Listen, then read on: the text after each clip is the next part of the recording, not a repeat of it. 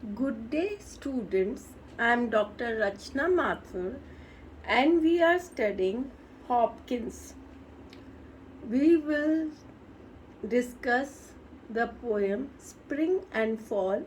Before that, I would like to introduce you to Hopkins and his age. Gerard Manley Hopkins, 1844 to 1889. So, students, please remember his whole name for short answer type questions. Gerard Manley Hopkins, 1844 to 1889, was a 19th century poet whose place and influence has been left for the 20th century to assess and determine. Except for a few intimate friends, including Coventry, Patmore, and Robert Bridges, his work was hardly known to anybody.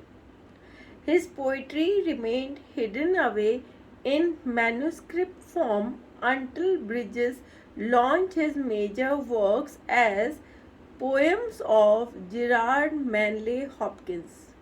It happened in 1918, although he had died in 1899. This is important. The second edition of his poems was issued in 1930, while the first edition had an introduction from Robert Bridges. The second edition was introduced by a great but discriminating admirer of Hopkins, Charles Williams. Hopkins lived in the second half of the 19th century, so his one face looked at the Victorian age. I am repeating, Hopkins lived in the second half of the 19th century, so his one face looked at his own the Victorian age.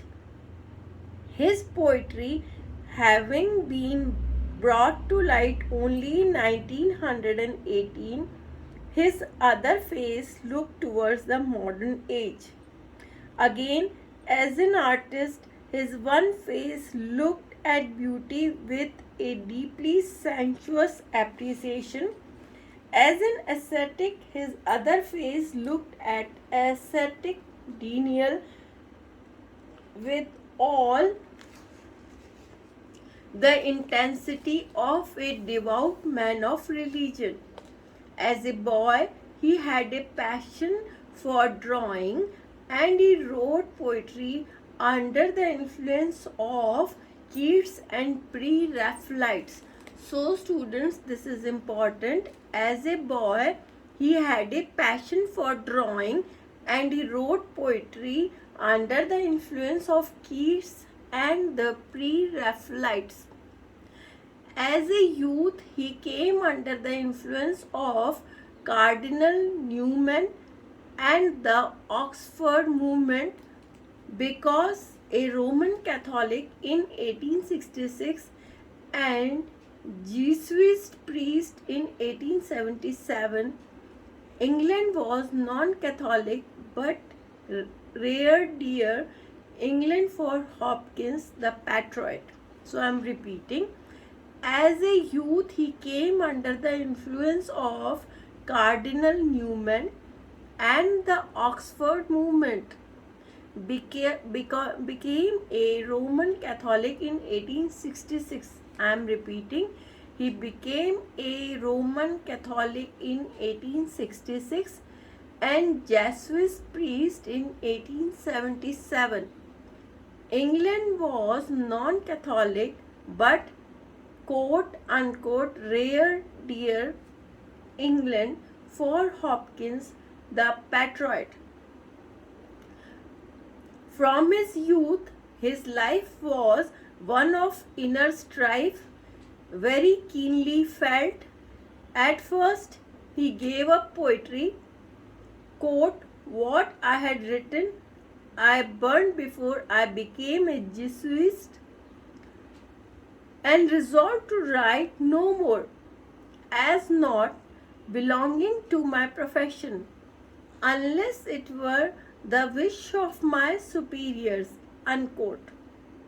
But after 7 years of poetic silence, he resumed poetry in 1875 with the wreck of Deutschland, taking a permission, the remark of his rector that he wished someone would write a poem dealing with that disaster in which 5 nuns banished from Germany were drowned at the mouth of the Thames. Even so, there were times when he felt that to write poetry was to misuse time for which God's service had other demands. Though his letters prove how continuously he was preoccupied with an insatiable interest in the technique of poetry, he feared beauty almost as much he loved it, and he would punish himself by sometimes refusing to let himself look upon the beauty of nature when he was walking. Indeed, in 1866, in a poem, The Habit of Perfection, when he was contemplating the taking up of religious life, he bade all his senses renounce the world. I am reading the lines. Elected silence, sing to me, and beat upon my old ear. Pipe me to pasture still and be the music that I care to hear. Hopkins was typical mid-Victorian. He was born in 1844. He died in 1889. In the words of Martin Gilkes, these are unexpected dates. They suggest sesame and lilies and idols of the king, bears, ottomans, and four-wheel cabs. The palmy days, in fact, of the 19th century, the period in which everything that we mean by Victorian came to full flower. So, it was the period when Victorian, everything which we mean by Victorian, it was blooming. The decades of the 90s had not yet set in, and as for the modern revolt against 19th century standards and quote unquote poetical poetry, the mere idea would have seemed fantastic and incredible.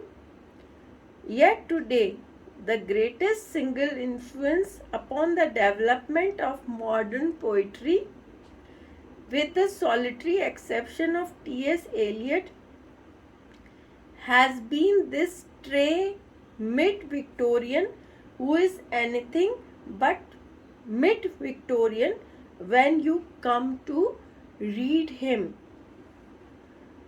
So students, try to listen to the e-content and try to write in your own words.